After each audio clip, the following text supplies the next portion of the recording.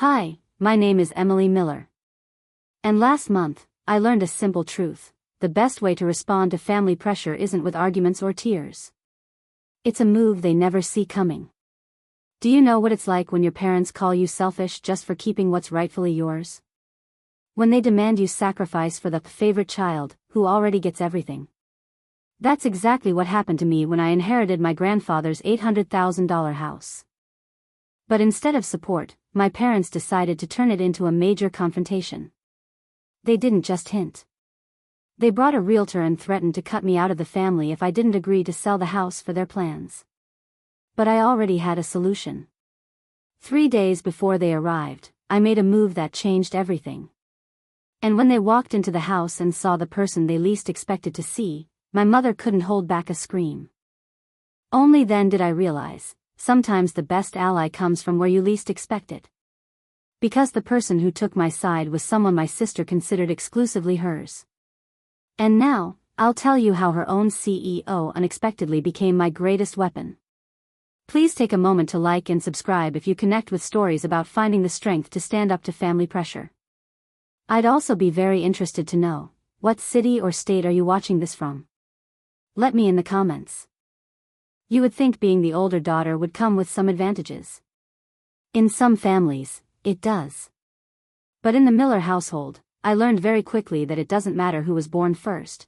What matters is who knows how to capture our parents' attention. And that person was always my younger sister, Rachel.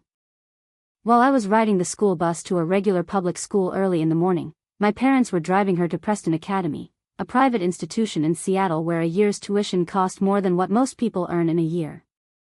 My mother loved to say, "Emily is independent, she doesn't need as much help."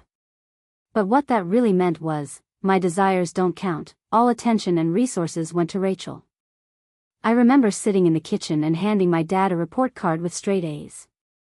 He gave it a quick glance, literally a couple of seconds, and immediately changed the subject. "Did you hear about Rachel's dance number?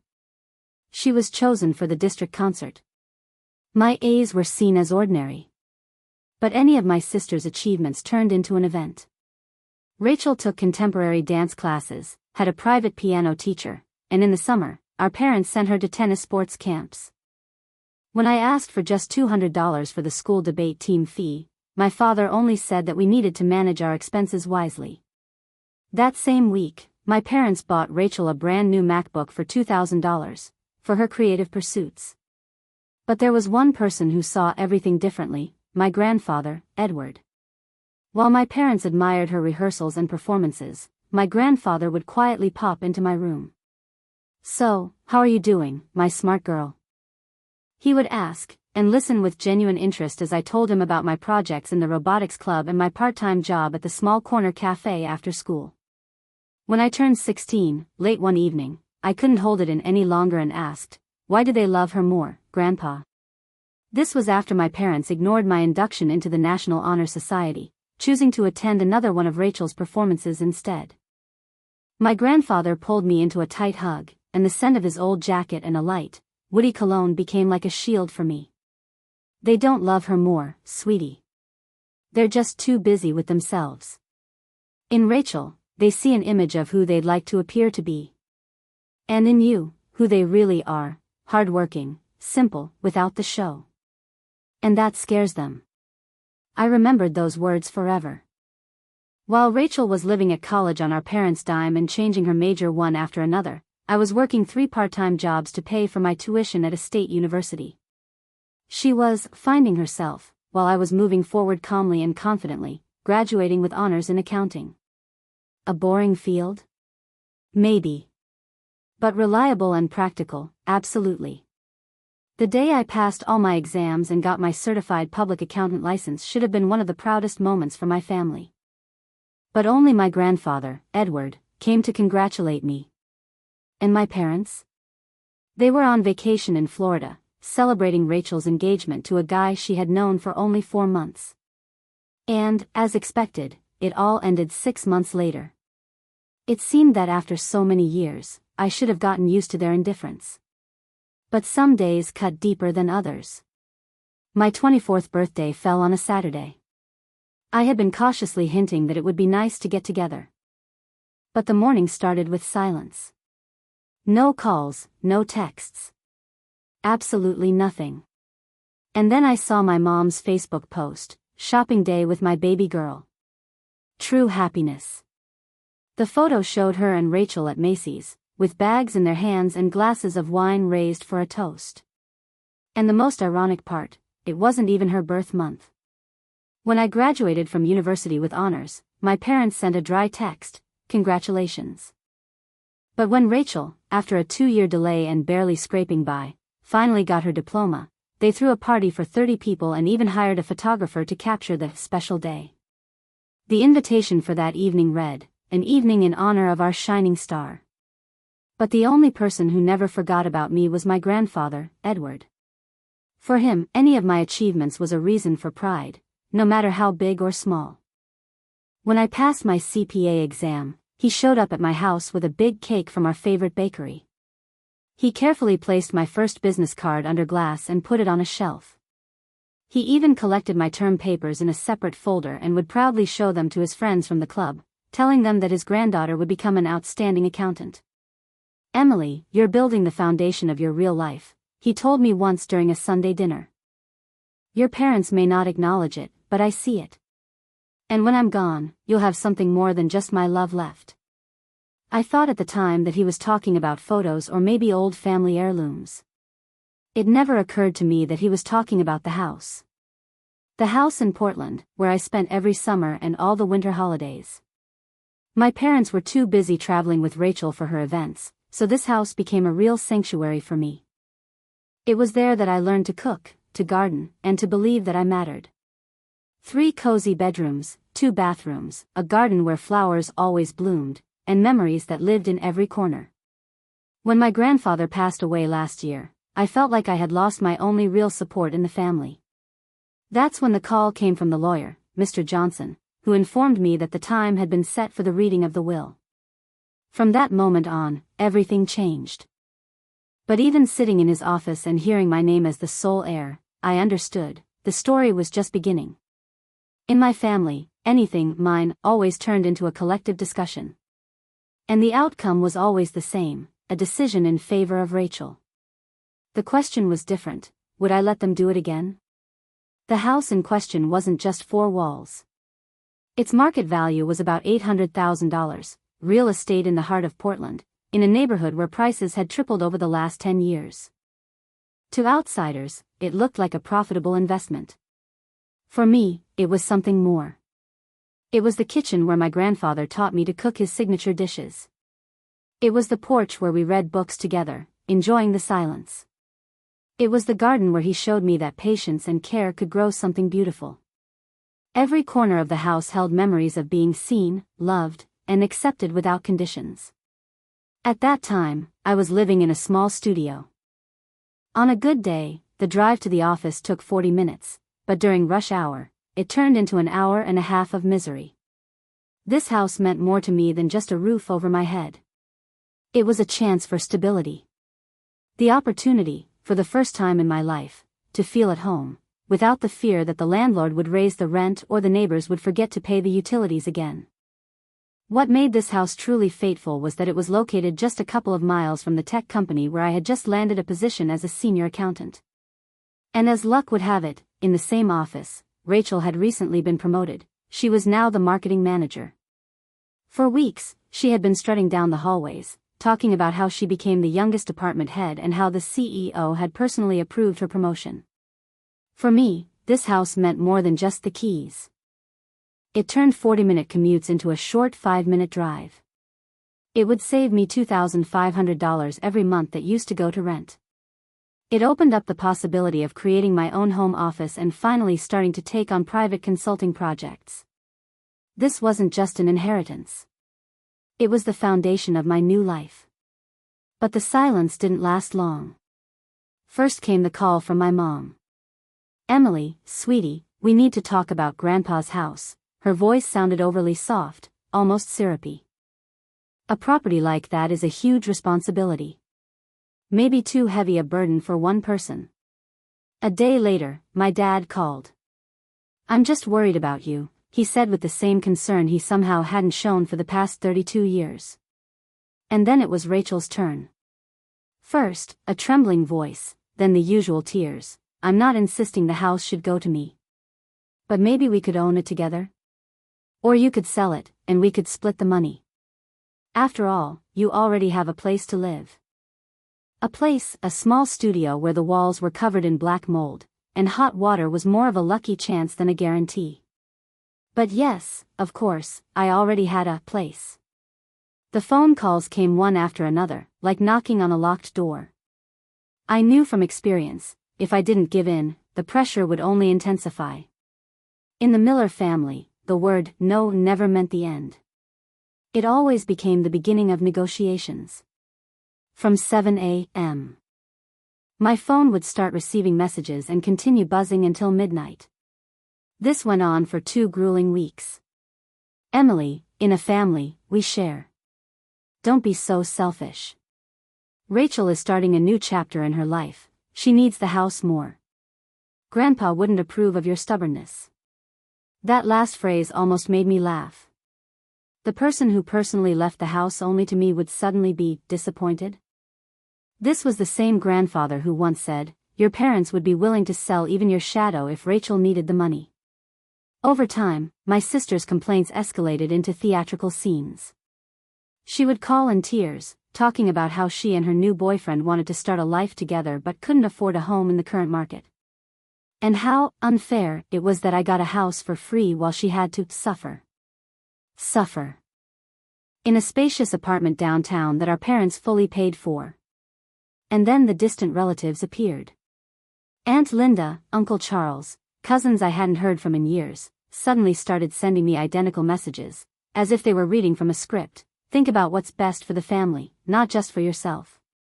Rachel has always been fragile, and you're the strong one. Don't let a house come between you. The day before the meeting at Mr. Johnson's office, a message came from my father. A harsh ultimatum: either you agree to sell the house and split the money, or you can consider yourself no longer part of this family. I stared at those words for a long time. No longer. As if I had ever truly been a part of this family. And just then, a new text appeared on the screen from an unknown number. Hello, Emily. This is David Harris. I heard through business contacts that you might be planning to sell a property in Portland. I'm very interested. Can we discuss? Wrote David Harris, an old acquaintance from my college days. Back then, we used to study together, and now he was heading a whole tech company. The irony was that it was the same firm where Rachel had recently been promoted. The world, it seemed, had a sense of humor. I looked again at the ultimatum from my father, then shifted my gaze to the message from David. And for the first time in 2 weeks, a smile appeared on my face. They wanted me to sell the house? Well, no one specified to whom. Hi, David, I typed in response. Let's meet. But please, for now, everything must remain between us. The reply came instantly, of course. I can be free this evening. Emily, I remember how your family treated you back in college. This time, you're the one setting the rules. And now, let me tell you what happened next.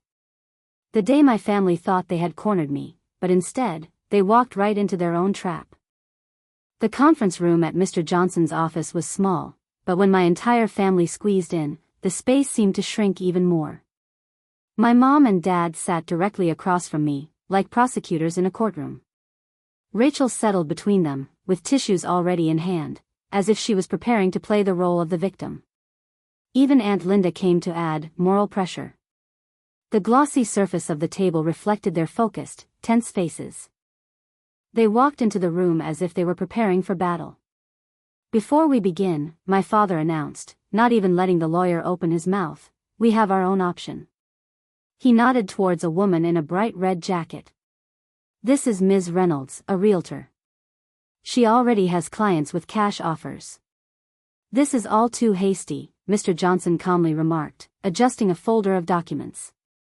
Not at all, my mother countered. We gathered to resolve this within the family. The decision has already been made, I said quietly. Wills can be contested, my father retorted. We've consulted with lawyers. There are options: undue influence, mental state.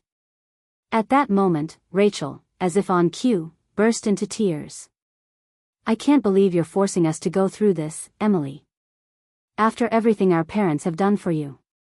I wanted to either laugh or just close my eyes from exhaustion. But I kept a straight face. My grandfather always taught me, in chess, don't show your opponent your next move. Emily is only thinking of herself, my mom said loudly. One daughter is hoarding property while the other is trying to start a new life. I just want fairness, Rachel sobbed. Is that too much to ask? Ms. Reynolds pushed a folder of papers across the table. If we list the property now, the sale will take no more than a week. The market is hot. But Emily hasn't agreed to the sale, Mr. Johnson reminded them. She will agree, my father's voice took on that tone I knew all too well from childhood. The tone that always meant a threat, either this way, or no way. Because if she refuses, she's no longer part of the family. No holidays, no get-togethers. Nothing. A heavy silence hung in the room. Even Aunt Linda looked away. My mom squeezed Rachel's hand and added, your sister needs this house. With her new position, she has to host guests, work with clients. She needs a proper home. Not that apartment. The same apartment that you pay for? I clarified. That's temporary, my mom snapped. And it's none of your business. Mr. Johnson cleared his throat. Perhaps we should. We should get her to sign the papers right now, my father interrupted. I slowly looked at each of them. Their faces were confident, as if they were already celebrating a victory. Just then, my phone vibrated in my pocket. A message from David Harris. The deal is done. Ready to join in whenever you say. Actually, I said, rising from my chair, there's something you should hear. Sit down, Emily, my father barked. His voice sounded just as it did in my childhood, commanding, demanding, the kind that used to make me shrink and fall silent. But now I didn't move an inch. I have something you need to hear, I said. The only thing we want to hear, my mother intervened, is the word yes. Yes, you agree to sell. Yes, you'll share with your sister. Yes, you'll stop making things difficult. Rachel dabbed her eyes with a tissue. I already told Jason that we might start looking for a house. You're putting me in an awkward position, Emily. Jason, her perfect match of the month. I wonder if he knows about Eric, whom she was dating a month ago, or if that story has been neatly erased, like so many other inconvenient chapters of her life. Rachel worked hard to earn her promotion, Aunt Linda chimed in. She deserves to live in a house that matches her new status. Unlike you, my father added with a noticeable sneer in his voice. Just an accountant, cooped up in a small studio. Why do you need a spacious 3-bedroom house? She probably wants to rent it out, Rachel immediately suggested. To make money off of Grandpa's passing. It's disgusting. I felt a sting of irony. The person demanding my inheritance and calling me greedy saw no contradiction in it. It almost made me laugh. Almost. Ms. Reynolds, the realtor, pushed the folder of documents closer to me. The offer is generous. The price is above market value. Each of you could easily use that money as a down payment on a home. Each? I shifted my gaze to the realtor. The house belongs to me. Don't be a stickler for details, my mother said irritably. In a family, we share. Did you share the costs of my college education? I asked calmly. Or the time on my birthdays? Maybe you shared your attention at my graduations? Here we go, my father rolled his eyes. Emily's complaints again, as if she always had it the worst. You just took all of Grandpa's attention for yourself, Rachel chimed in. Every Sunday, every holiday, you kept him all to yourself. Isn't it only fair to share what he left behind now? Mr. Johnson shifted uncomfortably. The will leaves no room for interpretation. Wills can be contested, my father said sharply. I've already consulted with lawyers. It's called undue influence. An elderly man, isolated by one granddaughter from the rest of the family. That's not true, I replied quietly. Isn't it? My mother challenged. You spent almost all your time at his place, filling his head with stories about how unfair we were. You were always turning him against Rachel. At that moment, my phone vibrated. A message: David Harris is on his way. Estimated arrival time, 15 minutes. I looked at my family. The people with whom I shared only blood, but not care. Those who demanded everything and never gave anything in return. For them, my house was not a final gift from my grandfather, but a prize they believed was theirs by right. Do you want to see the house? I asked calmly. Fine. Then let's go. Let's see it together. The room immediately filled with whispers and tense glances. My father narrowed his eyes, his voice turning icy. What are you planning? Nothing unusual, I replied calmly, glancing at my phone. But if we're going to discuss this, it's better to do it where it really matters, at the house. You want it so badly? Then see it for yourselves. It's not taking, it's a family decision, my mother remarked, getting up and adjusting her purse. Mr. Johnson also stood up. I must remind you that any issues regarding the property must be resolved today.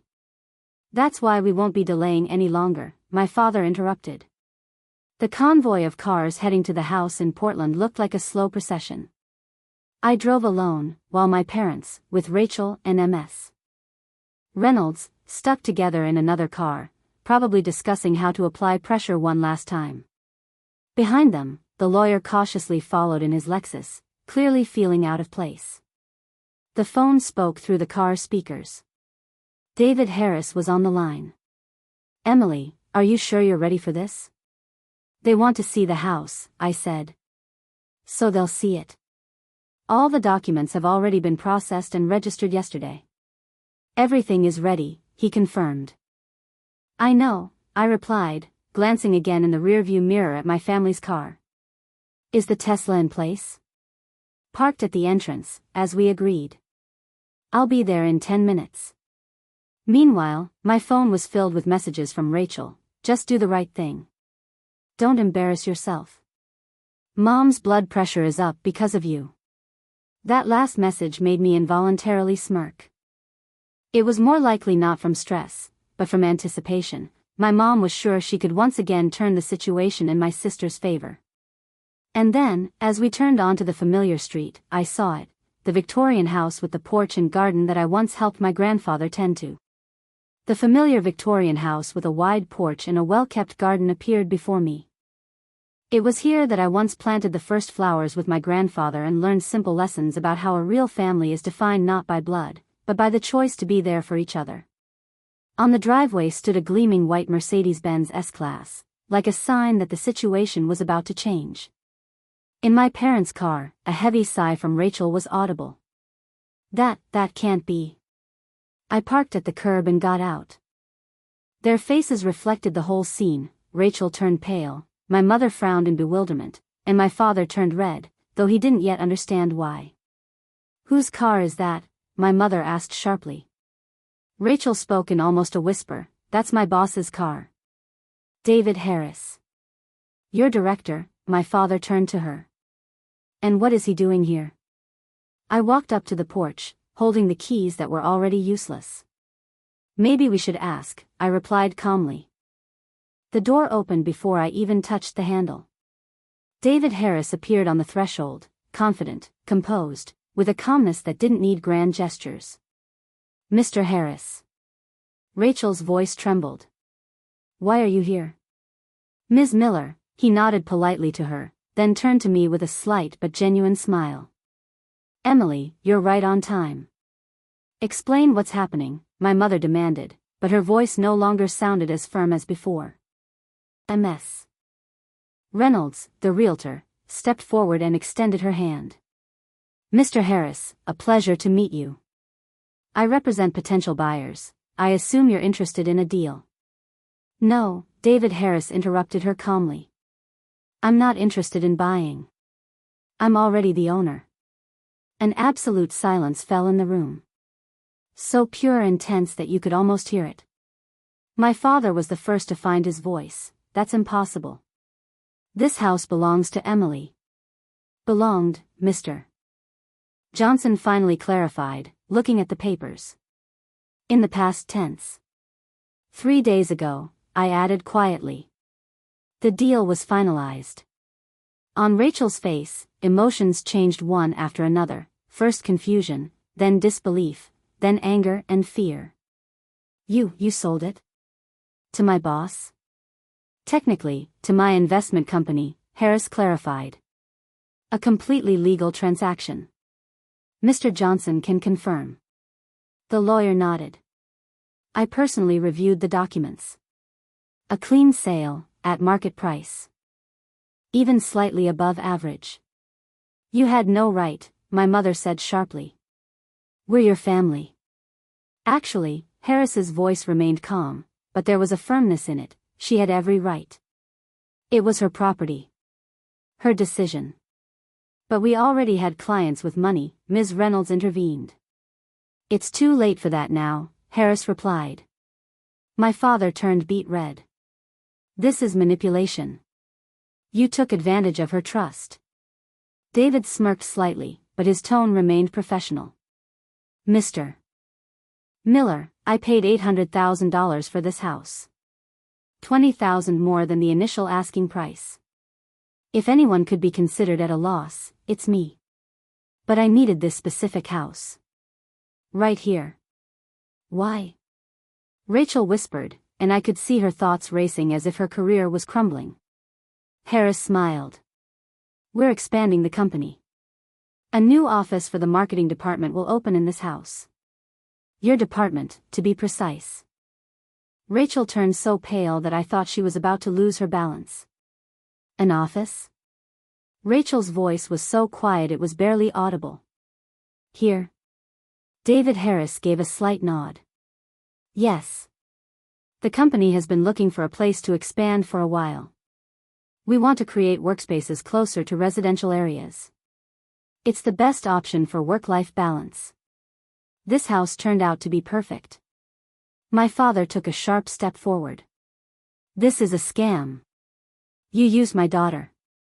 We'll sue. Harris raised an eyebrow. Which daughter are you referring to? Emily approached me herself. The deal is transparent. I paid above market value. All documents are verified and processed.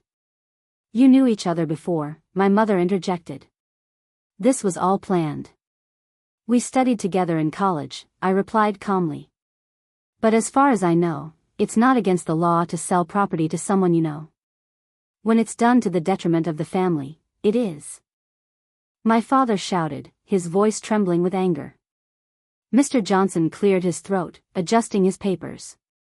Actually, no. From a legal standpoint, there are no violations here. The transaction is lawful. A small crowd had gathered on the sidewalk, about 20 neighbors. Those who had known my grandfather for years were now watching with interest what was happening. Some were quietly talking among themselves, others were filming the scene on their phones.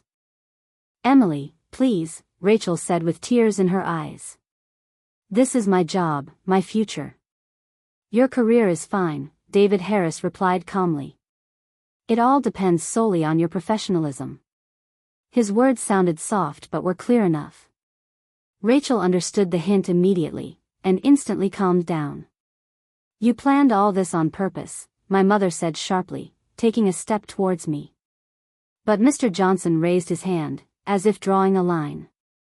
Mrs. Miller, it's best to refrain from rash actions. It won't help the situation. What situation? My father flared up. We'll contest the deal. We'll find a reason. And what would that be? The lawyer asked. Emily disposed of her property within the law. Everything is absolutely clean. She did it to spite Rachel, my mother said. No, I countered firmly. I did it for myself and my future. Just as you've always made choices in favor of Rachel your whole life. MS. Reynolds, the realtor, looked increasingly uncomfortable and backed away towards her car. I think I should leave. This is a family conversation. Now it's a business matter, Harris calmly remarked. I straightened up and, for the first time in a long time, felt strength in my voice. And one more thing. I have a 10-year lease agreement at a preferential rate. I will be living here. And you, I looked directly at Rachel, will be coming here to work. Rachel was at a loss for words for a moment. You'll be seeing me every day, I added. That's right, Harris confirmed. The new office for the marketing department will now be located in this house. This can't be happening. Rachel whispered, clutching her mother's arm. This is unfair. David Harris's face remained calm, almost impenetrable. Your marketing department needs a space for collaboration. This house is perfectly suited for that purpose. If you wish, you always have the option to transfer to another department. Of course, that would mean a different position in the company. My father sharply pointed his hand at me and Harris. This was all planned in advance.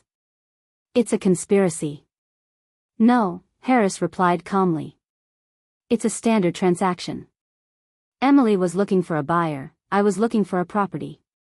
We made a deal, and both parties got what they wanted. And what about what we want? My mother exclaimed. What about Rachel's dreams? And what about them? I genuinely asked sincerely. For 32 years, everything has revolved around Rachel, her education, her hobbies, her plans, even her mistakes, which you paid to cover up. Was it ever about me? You never needed anything, my father retorted. You were always independent, strong. I was independent not because I chose to be, I said, feeling the words burst out of me. I just could never count on you. All the attention, all the resources went only to her. I had no choice but to cope on my own. The crowd of neighbors watched, and many were already filming what was happening. One teenager was even live streaming. We should continue this conversation without witnesses, Mr. Johnson suggested, clearly getting nervous. No, I shook my head. They made this public themselves. They brought a realtor, tried to force me to agree to the sale right in front of everyone. So let everything remain in the open. At that moment, my phone vibrated, and Harris simultaneously looked at his. Excellent, he said calmly. Looks like the delivery has arrived. A truck pulled up to the house. 2 workers began unloading furniture, desks, chairs, a conference table. No. Rachel whispered. This can't be happening. The first team meeting is on Monday, Harris informed her. 9 a.m. sharp. I won't work here. Rachel stamped her foot like a spoiled child. I refuse. That's your choice, Harris replied calmly. If you decide to leave, HR will discuss your terms. My mother turned to me, her face contorted with anger. You've ruined your sister's life. Are you happy now? I haven't ruined anything, I replied in a level voice. I just sold my house. Rachel still has her job, and everything depends only on her. You still have your favorite daughter, I said calmly. The only thing that's changed is that I'm no longer available to be the person you can blame for everything. My father came closer, his voice low and harsh. You no longer exist for us. I met his gaze. Is that a promise? They really thought they could force me to sell the house. But my story isn't over yet. What happened next changed everything, not just for Rachel, but for the entire dynamic within our family. The drive to my grandfather's house, my former house, which now belonged to Harris, felt like a parade in reverse. My family followed behind, and I could guess what they were thinking. My mom was probably expressing outrage, my dad was devising legal strategies, and Rachel was counting down the minutes to the collapse of her career. I stopped at the curb and walked up to the door, for the last time holding the key that was already useless. The symbolism of that moment was obvious. The door to my old life had closed for me for good. Meanwhile, more people had gathered on the street. Not much of note ever happened in the neighborhood, and news spread fast. One of the neighbors said loudly, "Emily, your grandfather would be proud that you finally stood up for yourself." Those words seemed to stop my mother in her tracks. "Proud that she betrayed us," she retorted sharply. "No, proud that she stopped being a silent victim," the neighbor calmly replied.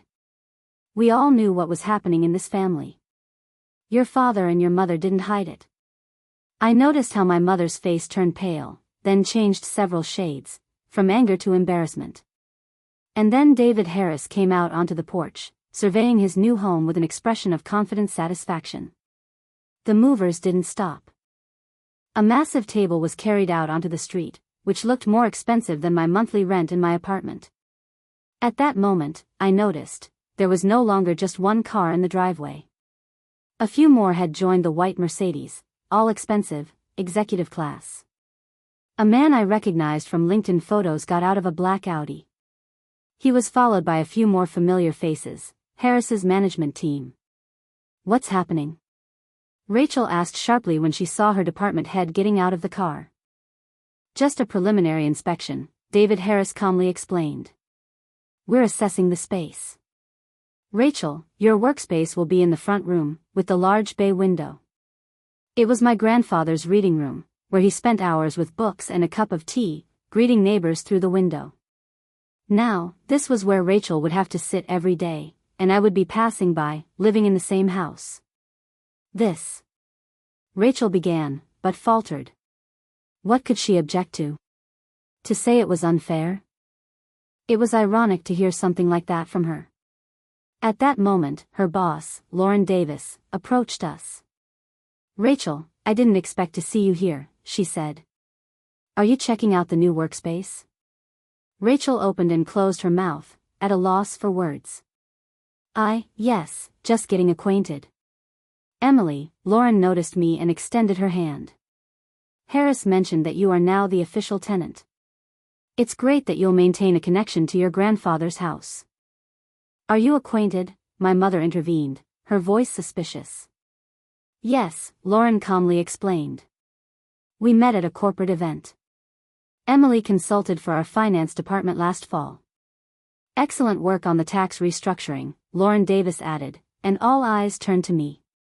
Another secret was revealed. I had been collaborating with Harris's company for months, step by step proving my worth. Not through family connections, but through my own competence. "You planned all this in advance," my father finally said, as the realization dawned on him. "This whole story, you wanted to humiliate us." "No," I replied calmly. "I just wanted to survive alongside you." David Harris stepped forward, and the street seemed to hold its breath. Even the movers stopped, sensing the tension. "Mr. and Mrs. Miller," his voice sounded confident and authoritative. "Let me explain the situation as clearly as possible. 3 days ago, Emily Miller sold me this house for $800,000. The transaction is complete, officially registered, and cannot be reversed." "You used..." my father began. "I took advantage of a market opportunity," Harris interrupted him. "Emily wanted a buyer who would respect her connection to this house. I needed space for a new office direction. We both got what we were looking for." "And Rachel?" my mother's voice trembled. "What will happen to our daughter?" "Which one, exactly?" Harris asked with a slight pause. "Because, observing you, I've seen that all your attention has always been on just one." Rachel stepped forward, mascara running down her cheeks. "Mr. Harris, please. This is my family, my sister. Can't we find a solution?" "The solution has already been found," he said firmly. "On Monday at 9 in the morning, you have a team meeting here, in this house. Emily will continue to live on the upper floor according to the lease agreement. All that is required of you is to maintain professional boundaries. Any attempt to pressure the tenant will be considered a violation, with immediate personnel consequences." "Pressure?" Rachel gasped. "But she's my sister." "The same sister you tried to deprive of her inheritance?" Lauren Davis chimed in, clearly already aware of all the details. "That's where it all ends." The neighbors watched without taking their eyes off the scene, some filming on their phones. One guy even pulled out a bag of popcorn.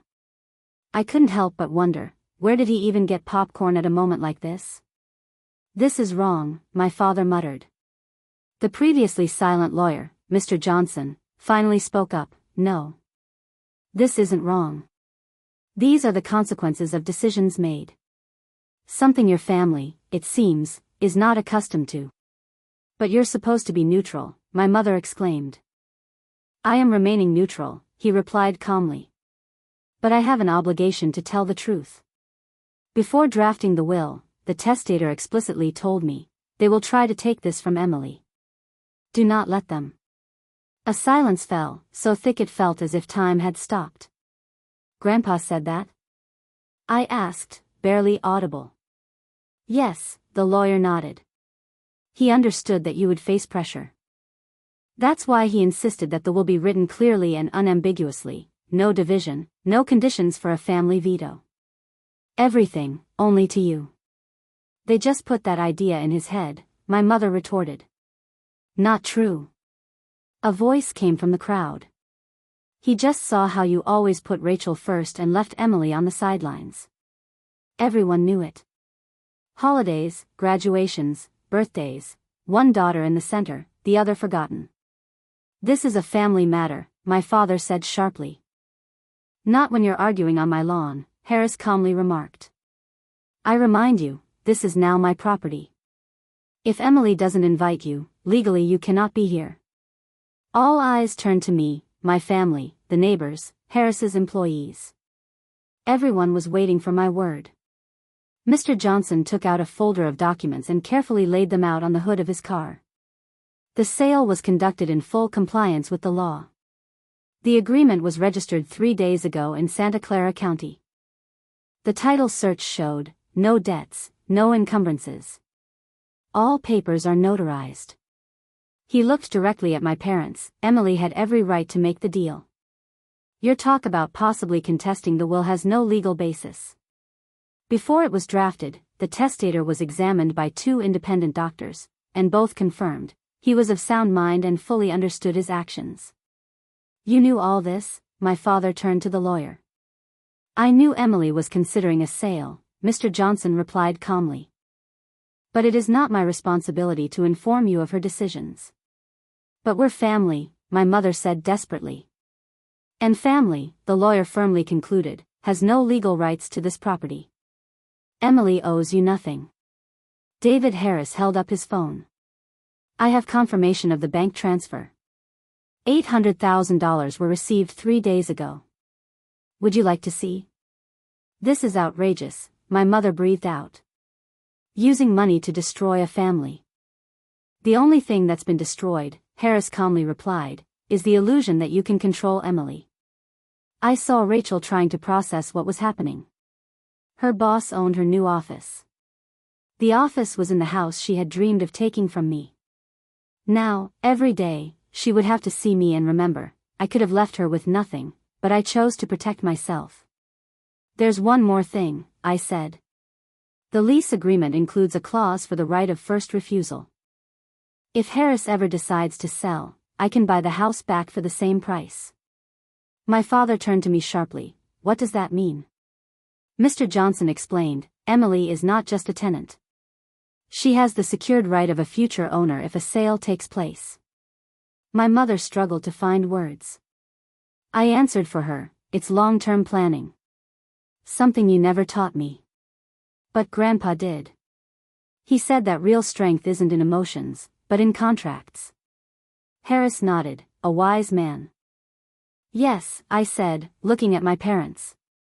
He saw what you didn't. I'm not weak just because I was quiet. I was observing and waiting. For what, exactly? Rachel asked. For the day you would try to take the last thing that belonged to me. And here it is. Rachel finally gathered her thoughts. So, I have to work in this house, in Grandpa's former reading room. And you'll be living upstairs? That's correct, Harris confirmed. And if I refuse? That's your choice, he said. But refusing a work assignment will be considered insubordination. This is unfair, she retorted. It looks like a punishment. This isn't a punishment, it's business, Lauren Davis interjected. The house was chosen for its convenient location and atmosphere for creative meetings. Personal circumstances don't play a role here. They don't play a role, my mother exclaimed. My daughter is working in a house that should have been hers. Should have been? I asked. On what grounds? Because she's younger? Or because you loved her more? Because she needs it more, my father shouted. No, I said firmly. She doesn't need it more. She just wants more. And that's not the same thing. I need stable housing and freedom, I said calmly. And Rachel just wanted another status symbol. How can you say that? My mother stepped towards me, but David Harris blocked her path. Mrs. Miller, you are now on private property. I'm asking you to leave, or I'll have to call the police. You wouldn't dare, my father challenged. Harris took out his phone and started dialing. That was enough, my parents immediately backed off. We're leaving, my mother said, pulling my father by the arm. But this isn't over. Actually, it is, I replied. The deal is done. The documents are signed. Rachel starts at the new office on Monday, and I will finally live in my own home on my own terms. In your home? Rachel laughed bitterly. I have a 10-year lease and the right of first refusal at the same price Harris paid, I reminded her. That gives me far more rights than you ever had. When a police patrol car appeared in the distance, my parents slowly moved towards their car. You chose strangers over family, my mother threw out. No, I replied. I chose myself, because you never chose me. This is all your fault, Rachel whispered. When Harris gets tired of this, you'll be left alone. I'll remember that, I said. Every morning when I wake up in Grandpa's house. Every evening when I tend to his garden. And every time I don't have to beg for crumbs of attention from those who should have loved me equally. They left. My mother was crying dramatically, my father was muttering something about lawyers, and Rachel was silent in shock. The consequences came quickly. An hour later, my mom posted on Facebook, heartbroken. When money matters more than family. 15 minutes later, my aunt called, Emily, your mom says you sold the house out of spite. Is that true?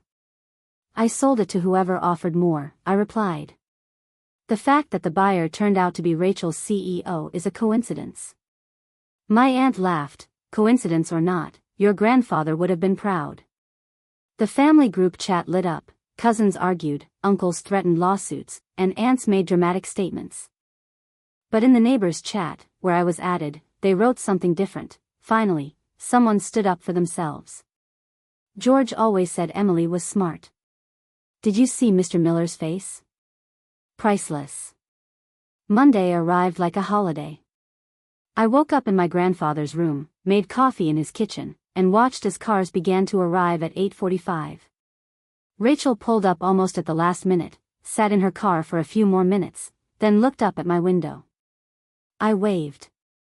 That moment was worth enduring all the family dinners.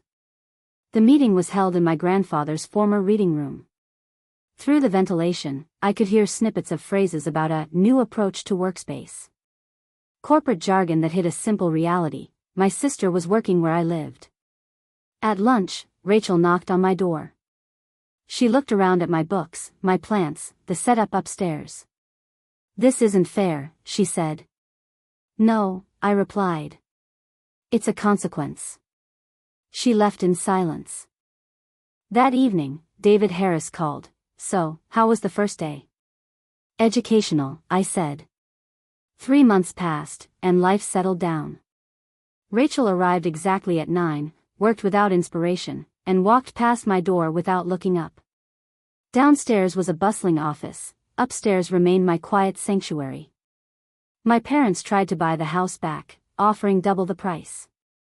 Harris refused. Their calls turned into angry tirades. But the real changes happened with Rachel. Without her parents' support, her work turned out to be mediocre, and Lauren Davis put her on a performance improvement plan. The family fell apart, no Thanksgiving together, no Christmas. My mom only sent a short message about Rachel's engagement. But I gained something I never had, peace. Mornings with coffee in the garden, evenings with a book in my grandfather's chair, weekends among the roses he had once planted. The flowers continued to grow, no matter what. My grandfather once told me, I shared with David Harris as we were inspecting the house together, that in our family, only one person was allowed to shine, and the others were sort of left in the shadows. I didn't understand it then, but now I feel it's time for me to grow on my own. Since then, a lot has changed. I worked as an accountant, did consulting, and by saving on housing, I put away more in a few months than I had in several years before. For Rachel, things turned out to be more complicated.